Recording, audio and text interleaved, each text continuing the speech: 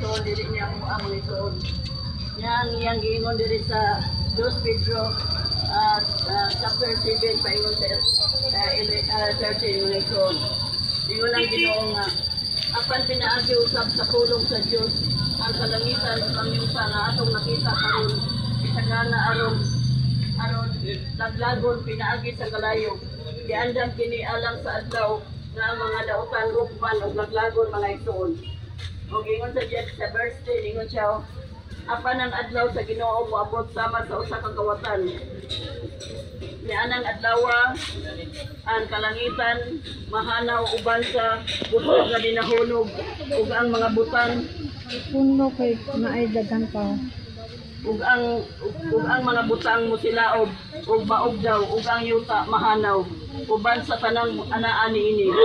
Ug saglit kining tanan laglagon man niining paagiha unsa may angay ninyong buhaton kinahanglan magkinabuhi kamo nga balaan o gihalad ang inyong kinabuhi ngadto sa Dios samtang nagulat kamo sa adlaw sa Dios nga ang langit musilaob ug maog daw ang mga butang mga tunaw tungod sa kainit.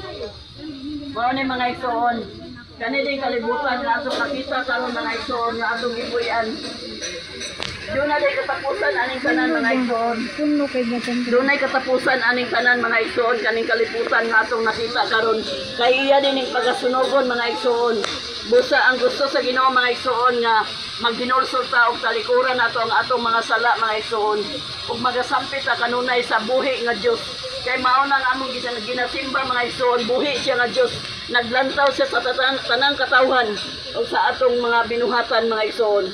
Niya siya sa atong dool, wala na to siya makita pero nakita ta niya labaw pa sa utong totok. Nakita niya ang tanan atong mga binuhatan mga igsoon. Nakita niya ang atong mga kasing-kasing o ang atong hunahuna iyang pagbasahon. Busa biyaan nato ang sala mga igsoon. Maghinulsol ta kanunay ug magampo sa Ginoo nga muluwason ta niya. Ug atong talikuran ang mga sala mga igsoon. Kaya ang sala sama sa bitin nga malala nga mopaak sa atong kalag mga igsoon. Mao na ang sala. Mao na makabandog nato sa kalautan ngadto sa inferno. Mao na mga igsoon nga niyami sa inyong dapit nagasangyaw sa inyong kapulong sa Ginoo mga igsoon nga ang kaning kalibutan di ay na atong paggipuy-an nga atong gitumban karon mga igsoon pagasunogon din sa Ginoo mga igsoon o pagasunogon din niya dili sa kaliha sa panahon ni Noe nga ang kalibutan iyang gipalunupan pinaagi sa tubig karon dili na kay labihan na kadautan ang mga tawo mga igsoon dili na tubig kalayo na ang iyang ipaulan sa tanang suot sa kalibutan wala tay kadaganan mga igsoon wala tay kapaingnan wala tay kakiyasan kaya ang tanang suot sa kalibutan iyang sunogon o iya din laglagon ang mga tao hukman katong wala nagbali-bali sa iyang mga pulong mga igsoon ug nagasimba ka sa mga laing Dios mga igsoon. Mao na ang kining kalibutan atong nakita karon kung kitagana di ani sa Ginoo nga iya din nagtagon karon sa Ginoo iya din sa pagtulawan namin sa kalibutan atong makita Puno sa Ginoo kanang walo to. oro na ako sa among karon kulang ka sa Ginoo kaya ang gitumban mga igsoon. Yan yung sinokot sa Ginoo kay kabihan ang mga tao pagpakasala wala na nagtagal sa iyang pulong sa adlaw nga ipakahulay wala na nagsimba sa buhi sa Diyos wala na ang atong gitinguha ang atong gikabisihan pulos mga kalibutanon mga igsoon wala na ta nagtuon sa iyang pulong wala na ta nagbasa sa Bible kay nabisi na ta sa mga kalibutanon nga mga butang mga igsoon labi na sa mga butang nga gikinahanglan labi ng kinahanglan sa mga tao mga igsoon sa atong trabaho sa atong buluhaton sa panimalay sa lakaw-lakaw nga walay mga pulos mga igsoon wala na ta nagtagad sa pulong sa Ginoo wala na ta nagsamot sa adlaw nga ipapahulay wala na ta nagsimba sa atong kinabuhi mga igsoon atong ihalad sa Ginoo ihalad din nato pwede ra dita mag-ampo sa atong panimalay mga igsoon pwede dita mag-ampo sa atong panimalay nga pinaagi sa Holy Spirit magagayad ka nato ug biyan talikuran nato ang sala mga igsoon. Mao lang akong ipaambil sa inyo mga igsoon niya sa Hebreo 3 ingon sa Hebreo 3:15 ingon siya mga igsoon nga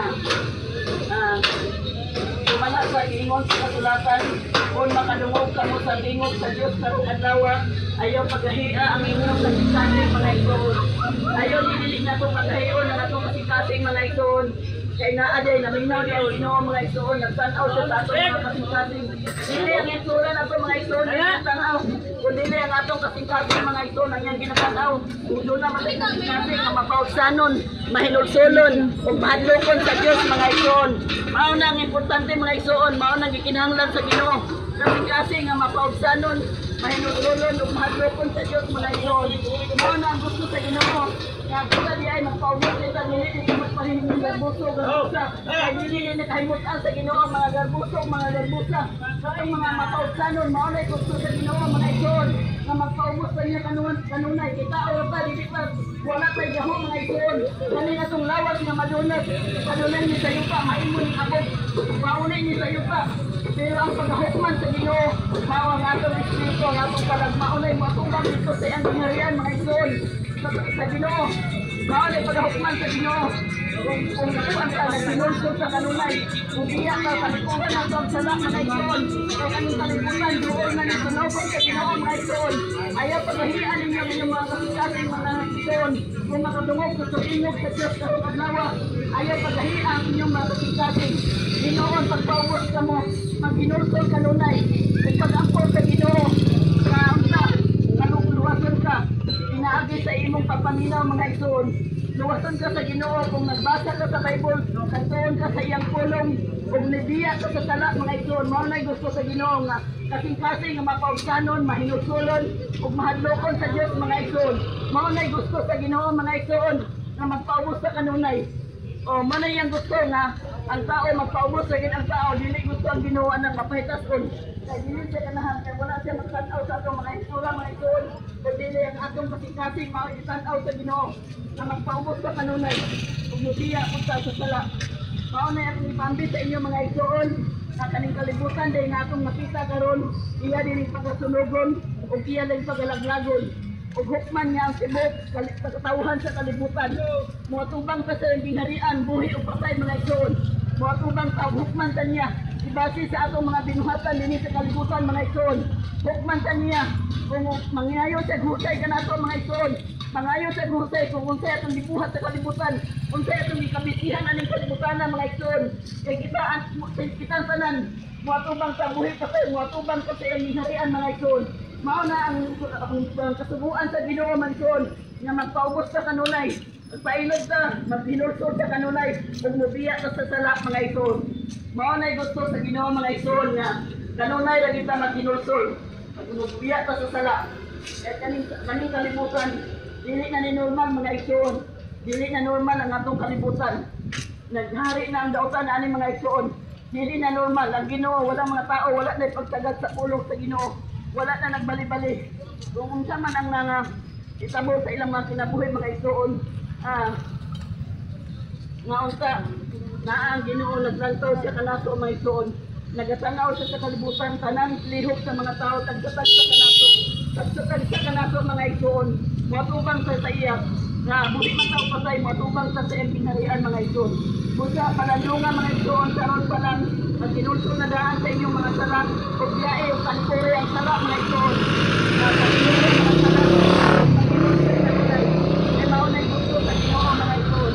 Maunay ang gusto sa Ginoo na mubiya ka sa sala o mutalikod ka sa kasalanan o magkinulso sa kanunay mga igsoon. Maura na. Ibalik ang tanang dungog. Ha? Ibalik ang tanang dungog. Ibalik ko ng bumayan.